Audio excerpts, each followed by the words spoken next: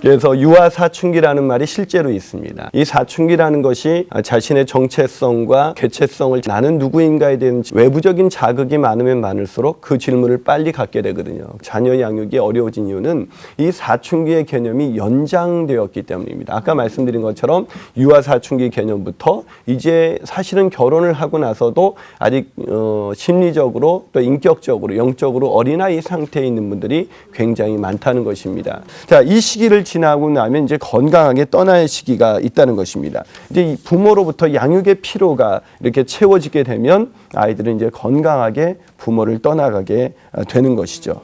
자, 그런데 이 떠나야 될 때 떠나보내지 않으면 어떻게 될까요? 부모를 의존했던 심리적인 탯줄을 끊어줘야 되는데 그 탯줄을 끊어주지 않으면 많은 분들이 그냥 초등학교 고학년부터 중학교 때 잠깐 반항하다 마는 시기다. 이러고 가볍게 넘겨서 그 아이들의 인생 가운데 가장 중요한 시기를 그냥 너무나 가볍게.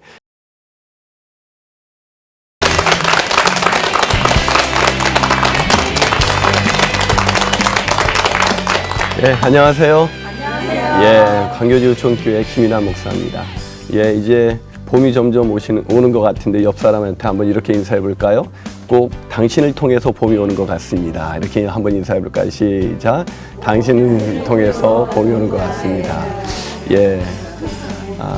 봄을 제일 많이 느끼는 것 중에 하나가 바로 여성들을 보면 이렇게 봄을 느끼는 것 같습니다. 여성들의 옷차림을 보면 봄이 왔구나. 그래서 여성들을 이렇게 꽃에 비유하는 분들이 많은데 저는 여성을 꽃에 비유하기보다는 열매에 비유하는 것이 더 많다 이렇게 생각합니다. 왜냐하면 그 시편 128편에도 내 집 안방에 있는 내 안에는 결실한 포도나무 같다 이렇게 열매로 비유를 하거든요. 근데 사실은 꽃으로 비유하는 것을 되게 이렇게 여성들이 그걸 좋아하시는데 사실은 그건 남의 관상용이 되는 거 아닙니까? 그래서 남에 의해서 평가되는, 남이 어떻게 보느냐에 의해서 평가되는 것이 아니라 여러분의 하나님이 주신 축복의 열매를 많이 맺어서 그 열매를 통해서 가정을 정말 풍성하게 만들고 어떤 이웃들을 풍성하게 만드는 그런 축복의 사람이 되기를 축원합니다. 예, 오늘 드디어 사춘기 강의, 이제 좀 본격적으로 강의를 이렇게 들어가게 될 텐데요. 사춘기 자녀가 이제 반항하는 이유 그리고 아이들의 필요를 함께 공부하면서 특별히 첫 번째로 왜 사춘기가 좀 길어진 것 같은 느낌을 갖거든요. 예전에는 사춘기가 그래도 중학교 때 이렇게 잠깐 그러고 만 것 같은데 요즘은 이 5살 때부터 사춘기가 오는 것 같아요. 그래서 유아 사춘기라는 말이 실제로 있습니다. 실제로 학자들에 의하면 요즘은 아이들이 유아 사춘기를 겪는다. 이 사춘기라는 것이 자신의 정체성과 자신의 개체성을 찾아가는데 나는 누구인가에 대한 질문을 갖게 되는데 외부적인 자극이 많으면 많을수록 그 질문을 빨리 갖게 되거든요. 근데 예전에 농경사회 때와는 달리 요즘 이렇게 정보화 사회, 특히 창조화 사회에 접어들면서 아이들이 접촉하는 어른들의 세계를 그러니까 참 많잖아요. 그걸 일찍 이렇게 경험하게 되다 보니까 아이들이 이제 유아 사춘기를 시작한다 이렇게 학자들은 보고 있습니다. 근데 유아 사춘기의 문제가 언제까지 가냐면 이게 대학을 졸업해도 가지가 않는 것 같아요.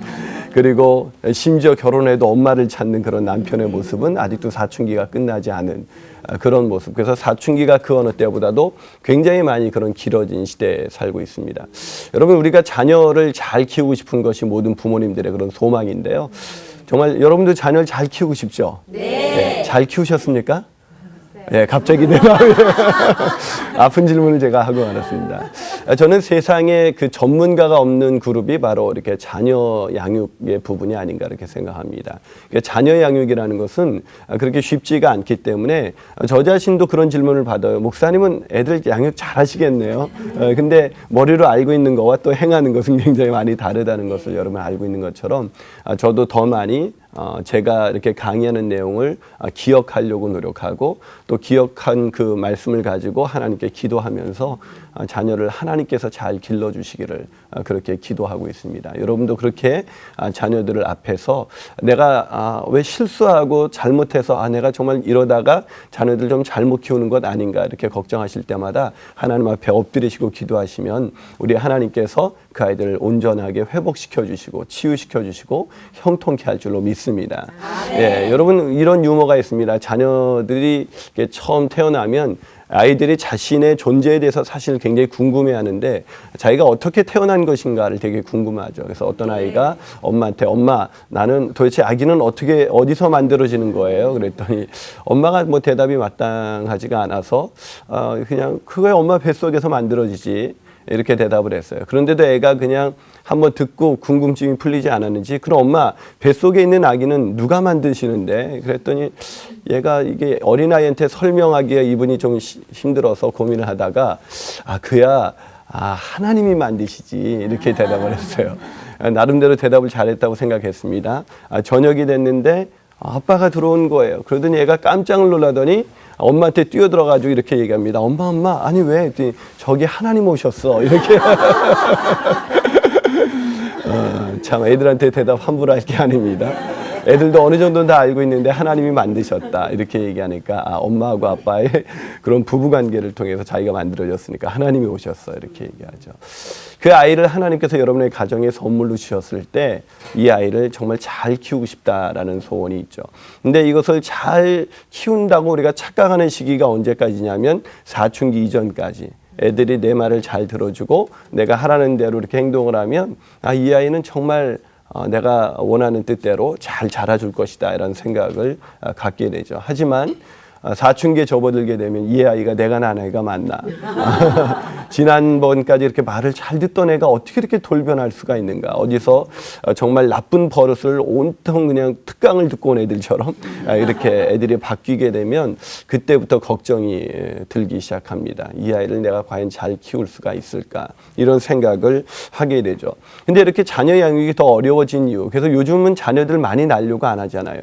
그 이유가 어딨냐면 자녀 양육이 어려워진 이유는 이 사춘기의 개념이 연장되었기 때문입니다. 아까 말씀드린 것처럼 유아 사춘기 개념부터 이제 사실은 결혼을 하고 나서도 아직 심리적으로 또 인격적으로 영적으로 어린아이 상태에 있는 분들이 굉장히 많다는 것입니다. 그래서 아마 대개 어른을 한번 생각해 보십시오. 대개에서 함께 살고 있는 그분을 한번 생각해 보면 그분이 하는 짓이 곧 어린아이 같다 이런 생각을 하게 되잖아요. 근데 그거는 사실은 어린아이 같은 것이 아니라 실제로 인격적으로 사춘기를 건강하게 보내지 못하면 이렇게 몸은 어른이 됐는데 마음은 어린아이의 상태에 있는 성인아이로 자란다고 말씀을 드렸습니다. 그래서 사실은 아이하고 사는 것이죠. 그렇기 때문에 그런 경우에는 그 남편을 이렇게 성숙한 어른으로 보기보다는 이렇게 아직도 자라지 않는 그의 내면의 어린아이를 이해하면서 부부관계를 가져야 또는 대화를 하시고 서로 함께 가정을 이끌어 가셔야 그 가정에 평화가 있을 수가 있습니다. 그런데 우리 마음속에 이해가 가지 않는 것은 아니 어떻게 어른이 그럴 수가 있어 이런 생각을 갖고 있으니까 굉장히 힘든 것이죠. 저희 아버님도 아버님이 9살 때 저희 할머니 그러니까 아버님의 어머님이 돌아가셨죠. 이렇게 아이가 조기에 부모님을 잃게 되면 그때 아이들은 거의 대부분 성인 아이로 진입하게 됩니다. 왜냐하면 아이 때 충분히 아이다움을 받아낼 수 있는 그런 은혜로운 시기, 그런 부모의 무조건적인 그런 사랑을 경험할 때 아이가 건강하게 내면이 채워지고 자신의 정체성을 발견할 수가 있는데 이 어렸을 때 부모가 없다. 이것은 아주 충격적인 사건이죠. 그렇기 때문에 이 아이에게는 어렸을 때 어린아이답지 못하게 오히려 어른답게 행동해야 버틸 수가 있으니까 이 아이들은 대부분 성인 아이로 이렇게 자라나게 됩니다. 그래서 저희 아버님도 성인 아이셨죠. 그래서 저희 아버님이 이렇게 뭘 투정을 잘하세요. 식사를 하실 때도 이렇게 막 반찬 투정을 잘하시고 참 어려운 얘기지만 제가 이런 얘기를 함께 나누는 이유는 뭐냐면 한국의 대부분의 가정에 어른들이 그런 사소한 문제로 그 가정에서 이런 어려움을 겪는단 말이죠. 그리고 이렇게 빨랫거리도 이렇게 빨랫감에 좀 어머니가 좀 거기다 넣어줬으면 좋겠다 그러면 막 화를 내시고 그러니까 별것 아닌 것에 굉장히 화를 내시고 정상적인 그런 대화를 하시는데 굉장히 어려움을 많이 겪는단 말이죠. 이런 이유가 왜 그러냐면 바로 그 사춘기를 건강하게 보내줄 수 있는 그런 기회가 저희 아버님에게는 없었기 때문이죠. 그래서 저희 어머님이 늘 하시는 말씀이 뭐였냐면 네 애비는 꼭 어린애 같아. 뭐 이런 얘기를 늘 하셨어요. 어린애 같은 것이 아니라 어린아이였죠. 그래서 우리 아버님이 걸린 것 중에 하나가 뭐냐면 쇼핑 중독이었는데 뭘 그렇게 자주 사오세요. 그리고 입으시고 금방 실증을 내세요. 아이의 특징이죠. 아이는 뭘 장난감을 사줘도 금방 갖고 놀다가 금방 실증을 느끼죠.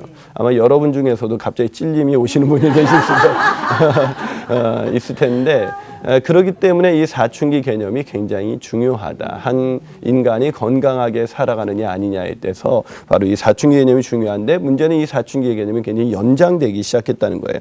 이전에는 아동기로부터 성인기로서의 그런 진입이 굉장히 훨씬 더 간단하고 아주 수월했습니다.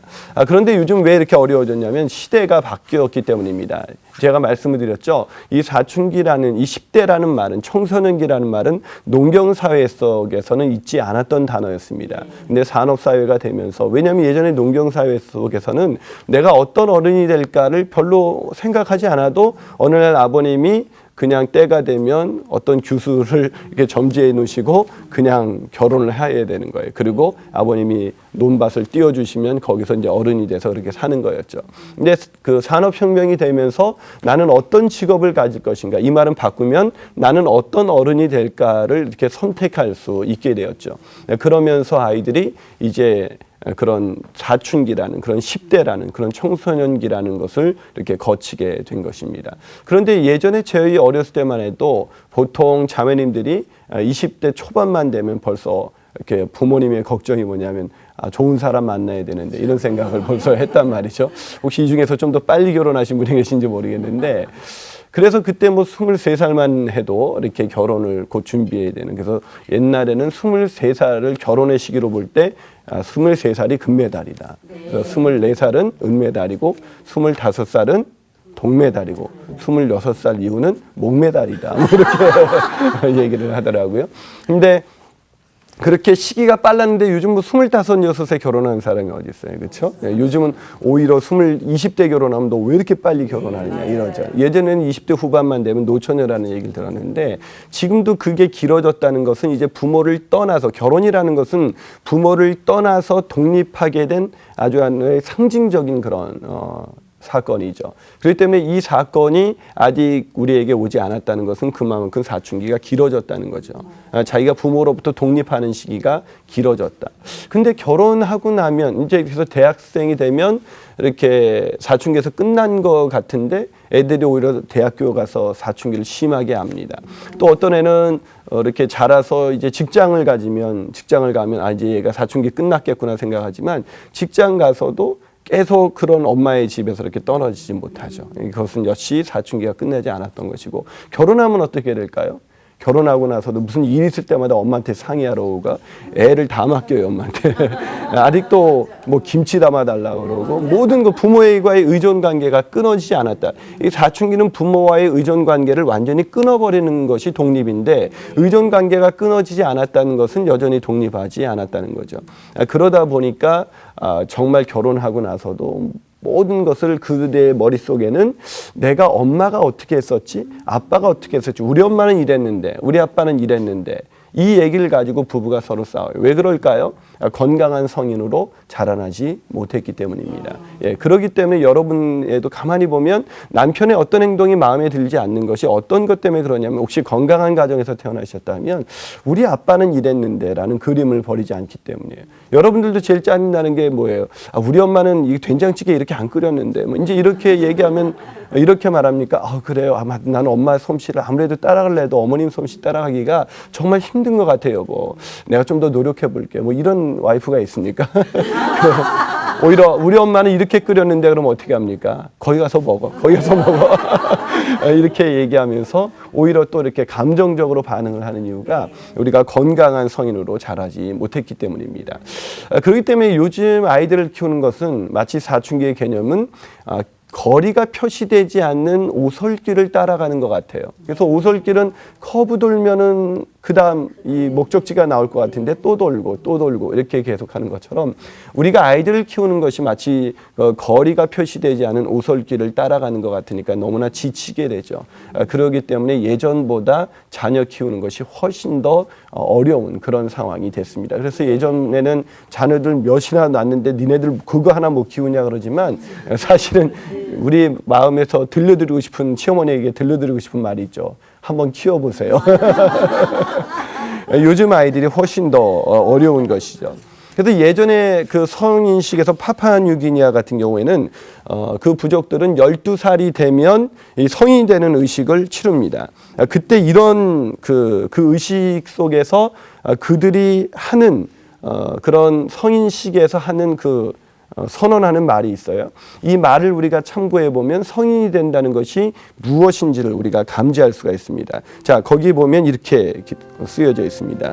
너는 내 어머니 바라에 살았을 때 좋아하는 일을 하고 원하는 것을 가지고 먹을 것을 받고 물을 받았다. 내가 와서 울며 큰 물고기를 달라 하면 내 어머니가 그것을 요리해 주었다. 하지만 이제는 내 아버지 바랄에 오게 되었으니 이제 너는 집에서 그렇게 부드럽게 대접받는 대가를 지불하리라. 새로운 시간이 내게 시작되나니 내가 남자라는 사실을 알 때가 왔도다. 여기서 남자라는 것은 이제 부모에 의존하면서 살아가는 어린이가 아니라 이제 스스로 모든 생계를 책임져야 되는 그런 독립된 성인이 되었다라는 것을 이야기하는 것입니다. 또 여러분 그 유대인들이 또 성인식을 치르는 것 중에 하나가 바로 바르미츠바라는 성인식입니다. 이 바르미츠바는 청년들을 성인 사회의 건강한 성인으로 받아들이는 의식인데요. 회중 앞에 이 의식 중에서 하나는 뭐냐면 회중 앞에서 토라를 자신이 큰 소리를 읽습니다. 예전에는 부모가 읽어줬습니다. 그러나 이제 토라를 하나님의 말씀을 읽게 되었다는 것은 이제 하나님 앞에서 자신이 스스로 책임질 수 있는 존재가 되었다라는 것을 의미하는 것입니다. 근데 이 토라를 읽고 나면 이 아버지는 뭐라고 이렇게 찬양을 하냐면 이 아이에 대한 책임으로부터 나를 건져내신 하나님을 찬양합니다. 예, 이게 그 바르미츠바의 성인식에서 있는 일 중에 하나예요. 그렇기 때문에 우리도 그런 날이 빨리 오기를 원하죠. 이 아이의 책임에서 우리를 건져내지. 이 인간이 도대체 언제까지 나를 붙들고 나를 어렵게 하는지. 아니 또 하다가 또 사업 어려워지고 또 직장 어려워지면 또 찾아와가지고 계속해서 그렇게 되는데 성인이 된다는 것. 그것은 바로 사춘기를 건강하게 보내는 것이고 그것을 통해서 성인이 되느냐 안 되느냐는 자녀를 양육하는 데 있어서 매우 중요한 과제라는 것입니다. 자, 그렇기 때문에 사춘기 자녀들이 반항하는 이유, 왜 반항하는 것일까요? 그것을 한마디로 말하면 성인이 되고 싶어요 라는 말이에요. 성인이 되고 싶어요, 엄마. 우리는 반항하는 이유가 왜 그렇게 애들이 반항한다고 생각하죠? 애들이 갑자기 싸가지가 없어졌기 때문에 이렇게 생각을 하잖아요. 뭐 애들이 갑자기 어디서 친구를 잘못 사귀었다. 이렇기 때문에 애들이 반항한다고 생각하지만 그리고 또 가만히 보면 걔 친구들도 하나같이 애들이 문제를 일으키는 아이들하고 어울려 다닌단 말이죠. 근데 애들이 하나같이 문제를 일으키는 것 같은 애들하고 어울려 다니는 이유는 뭐냐면 걔네 또래들이 다 같이 사춘기를 겪기 때문이에요. 그래서 여러분의 자녀도 남의 부모가 볼 때는 똑같이 문제가 있는 아이처럼 이렇게 보이는 것이죠. 그래서 제가 늘 말씀드리지만 우리는 친구 잘못 사귀어서 애가 이렇다고 생각하지만 상대방 부모님도 똑같이 생각한다라는 것입니다. 자, 그래서 애들이 반항하는 이유는 어디서 친구를 잘못 사귀었거나 아니면 갑자기 어디서 버릇이 나빠지거나 뭐 심지어 그리스도인들은 갑자기 사단 마귀가 씌었기 때문이다. 문제 이렇게 생각하는데 그것이 아니라 아이들이 성인이 되고 싶다는 그런 표현이다. 아이들의 거부, 아이들의 반항, 이런 모든 것들은 성인이 되고 싶다는 아이들의 그런 목소리다. 자, 그렇다면 애들이 왜 그런 성인이 되고 싶어 할까? 반항하는 구체적인 이유는 무엇일까요? 첫 번째로 사춘기 아이들이 반항하는 첫 번째 이유는 인간을 향한 하나님의 계획이기 때문입니다. 반항하는 것이 하나님의 계획이에요. 좀 이해가 가지 않잖아요. 하나님이 그렇게 만드셨을까? 자, 우리가 이것을 이해하기 위해서 창세기 2장 24절을 제가 한번 읽어드리도록 하겠습니다. 창세기 2장 24절입니다. 이러므로 남자가 부모를 떠나 그 아내와 연합하여 둘이 한 몸을 이룰지니라.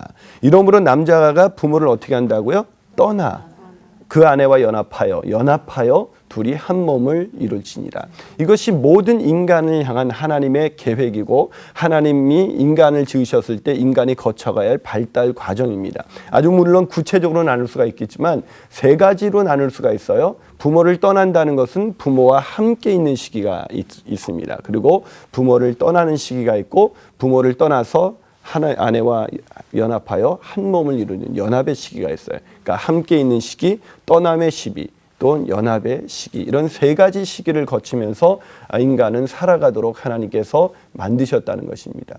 자, 그렇다면 사춘기는 어떤 시기일까요? 바로 부모를 떠나는 시기입니다. 부모를 떠나는 시기. 그 때문에 사춘기는 누구의 계획이에요? 하나님의 계획이죠. 자, 그렇다면 우리가 이 말씀을 통해서 세 가지 중요한 단계를 여러분 기억하셔야 되는데, 첫 번째 단계는 부모와 함께 있는 시기가 있다는 것입니다.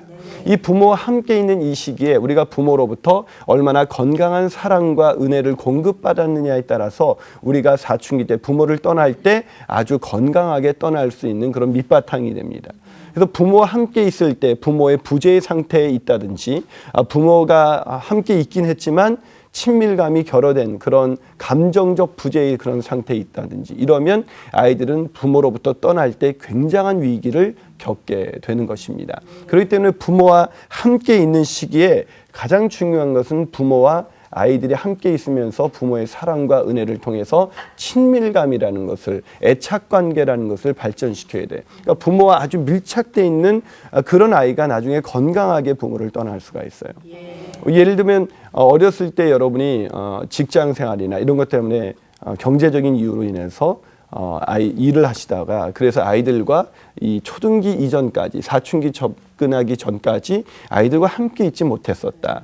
이러면 아이들은 사춘기 때 굉장히 심한 그런 반항의 시기나 아니면 아주 극심한 그런 소심한 시기, 예를 들면 왕따를 당하거나 아주 내향적인 아이거나 뭔가 자기에 대해서 잘못된 그런 일들을 당하고도 거기에 건강하게 반응하지 못하는 그런 아이들로 자라나갈 수가 있다는 것입니다. 이 때문에 이 사춘기를 잘 보내려면 바로 사춘기 이전에 부모와 함께 있는 시기에 내가 어떻게 아이들과 시간을 보냈는가, 이거를 아는 것이 굉장히 중요해요.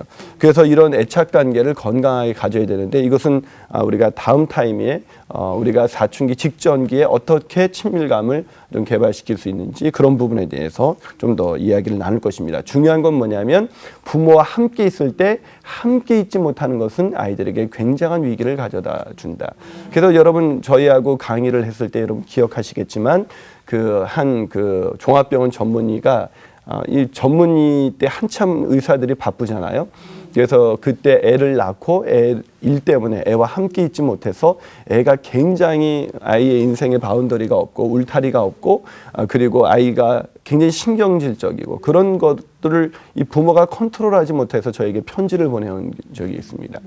제가 이 세미나를 한국에서 한 지가 10년이 훨씬 넘었는데요. 이 세미나를 하면서 수도 없는 그 편지들이 이렇게 저에게 오는데 대부분 그런 어려움과 그런 고통의 시간을 이렇게 건너고 있다는 것입니다. 그 이유는 뭐냐면 부모와 함께 있어야 되는 그 시기에 건강한 애착 관계를 맺지 못했다. 건강한 애착 관계라는 것은 나중에 말씀드리겠지만 조건적 애착 관계. 그래서 엄마가 그 기분에 따라서, 또 아이가 무엇을 공부를 잘하느냐 아니냐, 엄마의 말을 잘 들었느냐 아니냐에 따라서 아이들을 대우하기 시작하면, 그렇게 말 잘 듣고 엄마의 뜻에 따르려고 노력했던 애가 갑자기 사춘기에 와서 심각한 반항적인 아이가 되거나 아주 극히 소심한 아이가 될 수가 있는 것입니다. 자, 이 시기를 지나고 나면 이제 건강하게 떠나야 시기가 있다는 것입니다. 이제 이 부모로부터 양육의 피로가 이렇게 채워지게 되면 아이들은 이제 건강하게 부모를 떠나가게 되는 것이죠. 자, 그런데 이 떠나야 될 때 떠나보내지 않으면 어떻게 될까요? 부모를 의존했던 심리적인 탯줄을 끊어줘야 되는데, 그 탯줄을 끊어주지 않으면 어릴 적에 어떻게 됩니까? 애가 태어났는데 탯줄을 끊어주지 않으면 그것이 아이를 목을 질식시킬 수도 있고 아이가 질식사할 수도 있죠. 그 순간 조금만 늦춰도 의사들에 의하면 굉장히 뇌에 굉장히 충격을 받는다고 그래요.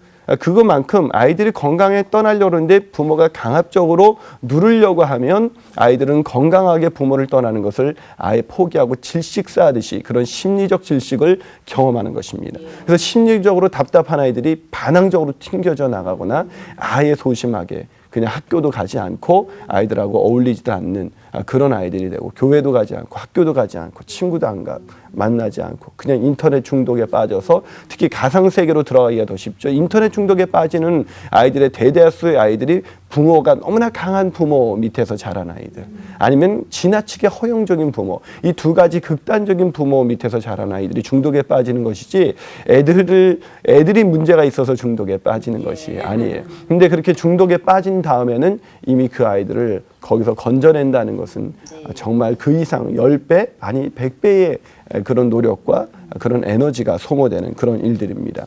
그렇기 때문에 이 사춘기에 접어들면서 부모와의 건강한 의존 관계를 이제 끊어버려야 됩니다. 그걸 끊지 않으면 심지어 요즘 아이들 중에서 이렇게 학교 가기 싫어하는 아이들이 많아요. 또 왕따 당하는 아이들도, 우리도 어렸을 때 보면 왕따라는 것이 왜 요즘에 들어와서 더 그랬을까? 아니, 왕따 시키면 다른 애하고 놀면 되지. 뭐 우리가 생각할 때는 이렇게 간단한 얘기잖아요. 왜 우리 때는 왕따라는 문제가 이래서 사회적 이슈로 등장하지 않았는데, 이것이 왜 사회적 이슈가 됐냐면 그만큼 사춘기를 건강하게 보내는 아이들이 없다는 얘기예요. 왜냐하면 사춘기를 건강하게 보내야 자기가 독립된 성인으로서 누군가의 관계가 제대로 맺어지지 않으면 다른 사람과 관계를 또 건강하게 맺을 수 있고, 그런 다른 사람과의 건강한 관계를 맺을 수가 있는데, 그걸 못 맺으니까 자기가 의존했던 관계하고 조금만 어려워지면 애가 극히 소심해져서 그 아이 이후에는 다른 생각을 못하게 되는 거예요. 그래서 저희도 어렸을 때 제 딸내미가 그 누구하고 놀다가 자기가 지나치게 좋아하는 그 언니하고 놀다가 그 언니가 이렇게 기분에 따라서 이제 안 놀아주면 애가 아주 굉장히 마음이 다운되는 거죠. 그러면 우리가 뭐라고 얘기합니까? 너는 왜 이렇게 바보같이 왜 그 언니하고만 놀려고 그래? 딴 언니하고 놀지. 이러면서 막 또 이렇게 막 하면 애는 그야말로 바보같이가 아니라 바보가 되는 거예요. 예, 그런데도 부모님들이 그런 부분들에 대해서 내가 친밀감을 줬는지, 그리고 건강하게 친밀감을 가진 애들은 누구하고도 손을 내밀어서 관계를 맺을 수가 있는데, 그런 부분들을 오히려 맺지 못하게 한 것은 없는지 자기 자신을 돌아봐야 되는데, 늘 넌 왜 이렇게 바보같이 애하고 그걸 놀지 못하느냐, 이런 생각을 자꾸 갖는다는 말이죠. 그래서 애들이 왕따를 당하는 것도 심한 거는 그만큼 사춘기 문제가 오늘날 얼마나 심한가. 그럼 그렇게 왕따 당하는 아이들이 이 성인 아이로 자라게 되는 것이고, 성인 아이로 자라게 되면 그 아이들이 나중에 성인 배우자하고 연합할 때 얼마나 잘못된 이런 인상관계를, 그런 가정관계를 그렇게 맺어가겠는가. 이것을 생각할 때 또 그 아이가 낳게 되는 아이는 건강한 돌봄과 양육을 받는데 굉장히 어려움을 또 갖게 되겠죠. 네. 그렇기 때문에 적절한 그런 부분을 끊어주는 것이 굉장히 중요하다는 것입니다. 또 아이들이 이제 부모로부터 건강하게 이렇게 떠나게 되면 이제 성인 배우자하고 연합하게 되죠. 결합하게 됩니다. 이것이 하나님의 계획이에요. 그래서 오늘날 많은 사람들이 이제 혼자 사는 것을 원하는 사람들이 점점 많아지잖아요. 네. 그 왜 그런지 아십니까? 경제적 이유도 있지만, 이제 경제적으로 이렇게 자매들이 이런 독립성을 가진 사람도 많지만, 사실은 그 이전 가정에서 그런 건강한 부부 관계를 보면서 자라지 못했기 때문에 가정에 대한 행복한 그림이 없기 때문이에요. 그렇기 때문에 부모로부터 건강하게 독립을 못했을 것이고, 그렇게 건강하게 독립하지 못한 아이의 마음속에 두려움이 있는 거죠. 나도 결혼해서 불행하게 살면 어떡할까. 그거에 대한 두려움이 있기 때문에 아이들이, 요즘 청년들이 이렇게 결혼에 대해서 굉장히 소극적이고 결혼을 잘 안 하려고 그러는 것이죠.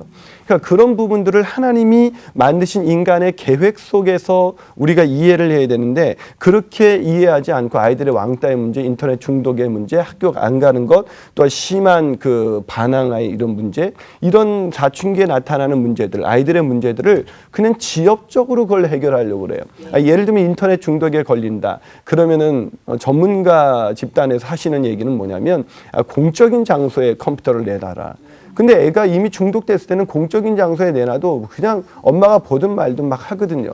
그걸 가지고 혼내기 시작하면 어떻게 합니까? 애가 집 나가서 PC방 가서 합니다. 그럼 돈을 안 주죠. 돈을 안 주면 어떻게 하죠? 이제 친구의 돈을 빌려서 하는 거예요. 빌려서 안 되면 어떻게 하죠? 이제 돈을 빼앗기까지 하는 것입니다. 그렇기 때문에 사실은 그냥 인터넷 중독에 걸렸을 때 이 문제를 인간을 향한 하나님의 계획 속에서 이 아이가 건강하게 내가 친밀감을 주었는가, 애착관계가 있었는가, 이제 얘가 좀 더 자기 스스로 독립하려는 의지를 내가 격려하면서 나의 의존으로부터 이렇게 끊어주기 시작했는가, 이것을 봐야 되는데 그것을 하지 않고 그냥 지역적인 현상의 문제를, 뿌리를 먼저 고쳐야 되는데, 뿌리를 바꿔야 되는데 지역적인 문제를 터치하기 시작하니까 오히려 애 문제는 더 심각해지는 것이죠. 그래서 오히려 그냥 인터넷 그 중독에서 좀 빠지게 하려 했다가 나중에 심지어 남의 물건을 훔치는 아이로 이렇게 만들어버리는 경우가, 그런 경우가 너무나 많이 생기는 것이죠.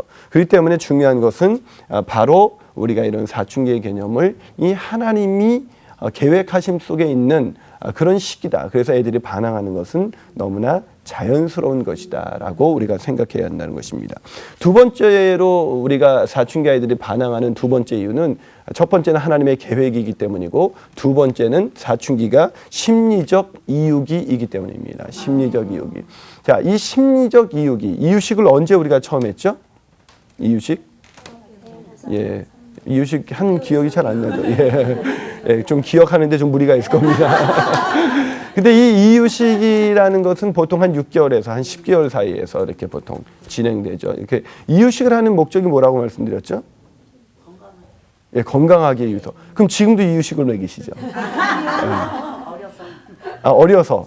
예, 어리기 때문에 뭘 못 먹죠? 혼자? 밥을 못 먹죠. 예. 그래서 밥을 먹기 전에 밥을 먹게 하기 위해서 이유식을 하는 거예요. 자, 밥을 먹게 하기 위해서 이유식을 한다는 얘기는 아이가 부모의 모유나 부모의 도움을 받지 않고서 스스로 밥을 먹는 존재가 되도록 만드는 것이다. 그래서 다시 말하면 육체적 독립을 위해서 이유식을 하는 것입니다. 그래서 이유식의 목표는 독립이에요. 자, 그러면 심리적 이유기다. 그러면은 심리적으로 부모로부터 뭐 하는 시기라는 얘기예요? 독립하는 시기라는 얘기입니다. 독립하는 시기. 그래서 부모로부터 독립하기 위해서 아이들은 이제 부모가 기대하는 모든 것들을 일단 노라고 대답하는 거예요. 여러분, 아이들이 그 이유식을 하고 이제 한 살 넘어가면서 이제 말을 배우기 시작해서 애들이 제일 먼저 배우는 말이 이제 아빠, 엄마 이런 말 배우자마자 애들이 의미 있는 첫 마디 내뱉는 말이 뭔지 아십니까? 예, 싫어예요. 싫어. 뭐 엄마가 뭐 하려면 이거 입어야지, 그럼 싫어 이런단 말이에요. 그럼 우리는 어떻게 해? 네가 싫긴 뭘 싫어, 입어야지 하면서 막 입는단 말이에요. 그래서 뭘 줘도 다 싫어요. 근데 부모는 왜 싫다는 것에 굉장한 거부 반응을 느낄까요? 내가 아이를 위해서 하는 행동이란 말이에요. 아이를 위해서 옷을 입히고 아이를 위해서 먹을 걸 주는데 애들이 다 싫어하고 이제 고개를 딱 돌린단 말이에요. 그럴 때 부모는 그게 별거 아닌데도 속상해요. 왜 속상한지 아십니까? 이게 건강한 성인은 그런 걸 가지고 속상해하지 않은데, 이렇게 심리적으로 거절감을 당했을 때 특히 심리적으로 어린아이들은 이 거절감을 견디지를 못해요. 그래서 이렇게 별것 아닌 거에 그거 그렇게 안 해도 되지 않아요? 라고 다른 의견을 제시했을 때 그 의견에 막 분을 내면서 화를 내면서 그렇게 싸우자고 달려드는 것은 건강한 성인으로 자라지 못했다는 얘기죠. 그래서 부부간에 건강한 성인이 못했던 사람이 부부싸움이 잦아지고 결국은 이혼에 이르게 되는 그런 일들이 일어나는 이유도 바로 이 사춘기 문제예요. 자, 이렇게 생각하면 우리 인생의 모든 부분에 관련된 부분이 다 어디에 연결이 되어 있습니까? 이 사춘기에 연결이 되어 있다는 것입니다. 그래서 아이들이 싫어라는 말을 제일 많이 뱉는 것은 부모를 거절하는 것이 아니라 엄마 이제 내 정체성을 내가 엄마와 다르다는 걸 알게 됐어요. 자기와 엄마를 구별하기 시작하는 거예요. 얘가. 엄마와 우리가 도저히 애가 뭘 알겠는가 그렇게 생각하죠. 근데 여러분, 오히려요, 애가 뱃속에 있을 땐 여러분 애와 대화하셨어요, 안 하셨어요? 애들이 그거 알아들었을까요? 그런데도 그때는 여러분 애가 뱃속에 있을 때도 애가 그걸 알아듣는다고 해서 태교하신다고 해서 막 얘기했어요. 누가 옆에 있는 사람이 올 때는 아마 정신 나간 사람처럼 보이겠죠. 그러나 엄마는 굳건한 믿음을 갖고 얘가 여보 얘가 말을 알아듣고 지금 발에서 뭐라고 반응을 하네? 엄마만 그 느끼는 얘기들이죠. 그런데 여러분, 그럼 뱃속에 있는 아이도 엄마의 이야기를 알아듣는데 아기가 태어나서는 더더욱 알아듣지 않을까요? 그렇기 때문에 그 아이하고 이렇게 대화를 한다는 것이, 그 아이가 싫어라는 말은 충분히 자기의 자의식이 자라고 있고 그 자의식을 가지고 엄마와 자신이 구별되고 있다는 것을 애가 느끼고 있다는 거예요. 그렇기 때문에 그 구별이 아주 그런 연습이 3살까지 다 끝나요. 그래서 3살 버릇이 여든 간다. 예. 그래서 3살까지 인생의 경험이 인생 전체를 좌우하는 것입니다. 근데 이 3살까지의 경험이 부모로부터 육체로 독립했던 그 경험을 가지고 심리적 이유기, 즉 심리적으로도 독립할 때 그때 엄마와의 독립했던 그 경험을 되살려서 자기의 경험을 꺼내서 무의식적으로 꺼내서 사용하기 시작합니다. 그렇기 때문에 이 사춘기의 개념을 오히려 어린 시절에 애를 이제 막 태어나서 애를 키우는 부모가 이 강의를 더 들어야 되는 이유가 거기에 있는 것이죠. 그때의 경험이 앞으로 미래의 아이들의 그 10대의 시기를 거의 결정해 준다라고 볼 수가 있기 때문입니다. 그리고 그것이 중년기에 그 새로운 배우자와의 연합을 어떻게 건강하게 연합할 수 있는가를 결정시켜버리기 때문에 이 사춘기 개념이 굉장히 중요하다는 것입니다. 그래서 아이들은 내 거라는 얘기를 또 많이 해요. 싫어? 또 한 번에 쓰는 것이 내 거, 내 거. 이게 어디 네 거야? 엄마가 사줬지. 이제 뭐 이렇게 얘기를 하는데 우리는 내 거, 싫어. 이건 다 이제 부모로부터 독립되는 그런 시기인 것을 아이들이 우리에게 보여주고 있는 것이죠. 그렇기 때문에 여러분 기억하십시오. 한때 태아의 생명줄이었던 탯줄이 태아의 목을 이렇게 감을 경우 그 아이를 질식시킬 수 있는 것처럼 아이에게 묶여져 있는 심리적 탯줄, 이 심리적 탯줄, 사랑의 저정서였지만 한때는, 그러나 이제 아이의 그 탯줄을 빨리 끊어주지 아니하면 아이도 청소년들의 심리도, 청소년들의 인격도, 마음도 질식할 수가 있다는 것입니다. 자, 그렇기 때문에 여러분 이것이 얼마나 성경적인지를 제가 또 한번 증명을 해드리면 예수님도 그러셨단 말이죠. 여러분 예수님께서도 그 첫 사춘기에 딱 접어들었던 구절이 성경에 나와 있습니다. 어디 나와 있을까요? 예, 복음서에 나와 있는데 누가복음 2장 41절과 52절에 예수님의 10대 시기에 우리가 사춘기의 개념을 끄집어낼 수 있는 아주 중요한 포인트들이 거기에 나와 있습니다. 41절에부터 42절에 이렇게 시작합니다. 그의 부모가 해마다 6월절이 되면 예루살렘으로 가더니 예수께서 12살 되었을 때에, 만 나이시니까 13살이겠죠.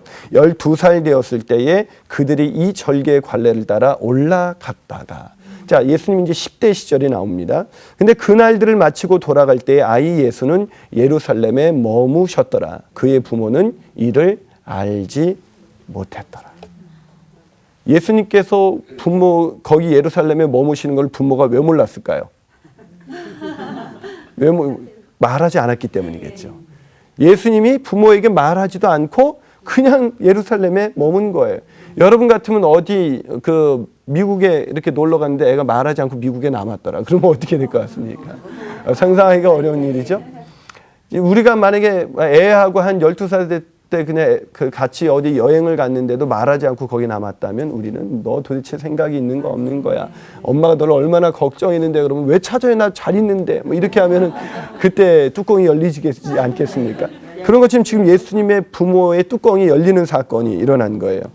그래서 뭐라고 기록되어 있냐면 44절하고 45절은 동행 중에 있는 줄로 생각하고 하룻길을 간 후 친척과 아는 자 중에서 찾되 만나지 못하매. 그러니까 만나지 이렇게 못하셨어요.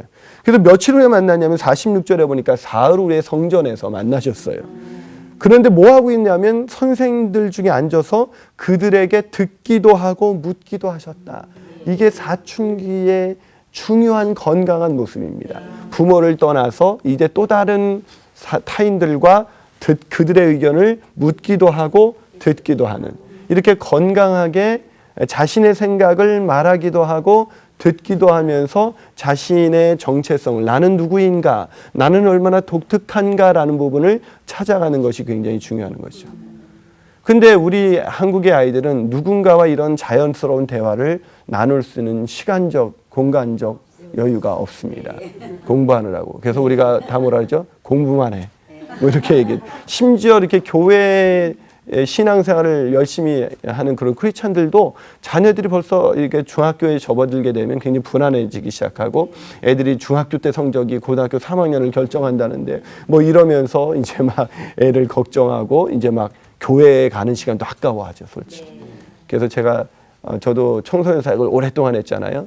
23년이 넘게 청소년 사역을 했기 때문에 나이도 어려 보이는 사람이 무슨 23년이나 된다 하는데 이제 저도 이러다가 이제 곧 50이에요. 이제 진짜 오자가 얼마 남지 않았다는 게 정말 그런 놀라는 일이죠.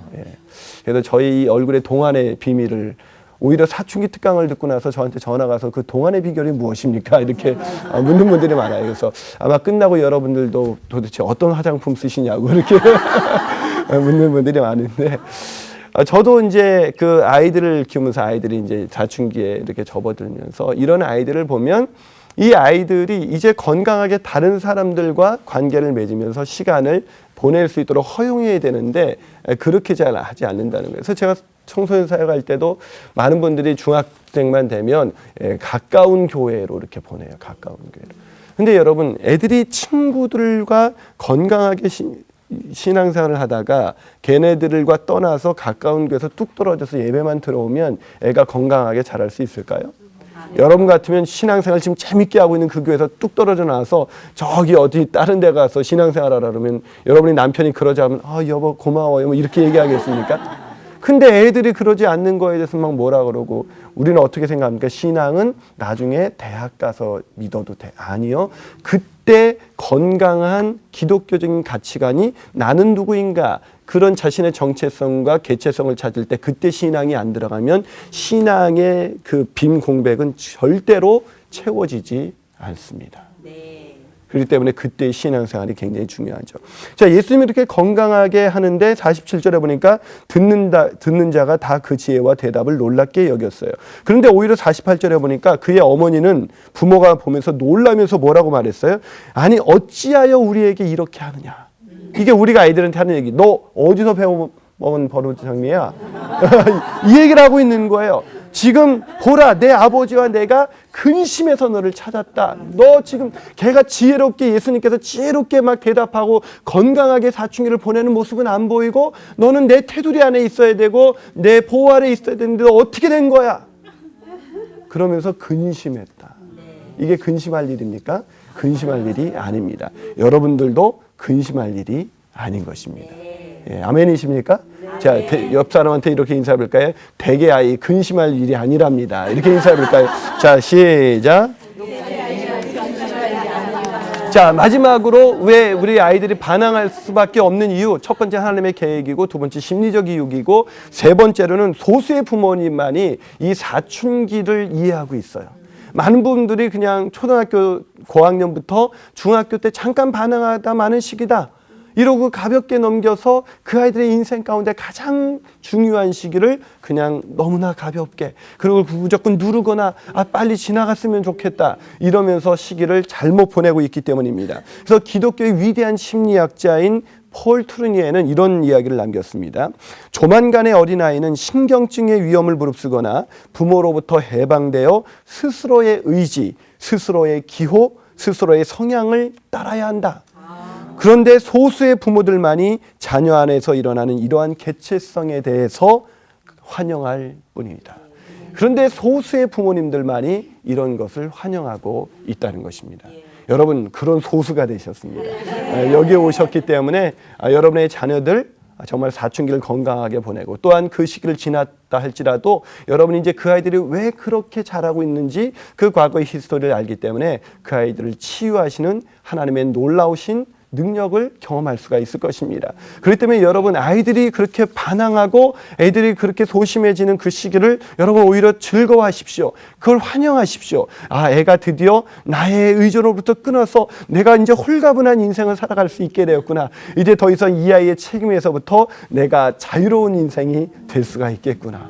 그리고 여러분들도 또 오춘기, 그 사춘기를 다시 겪어야 되는 그 시기에 여러분의 인생에 대한 진지한 고민을 출발할 때 예전에 사춘기 아이들의 모습을 보면서 내가 저때 이렇게 건강하게 보내지 못했기 때문에 나도 이런 시기를 겪는 것이구나.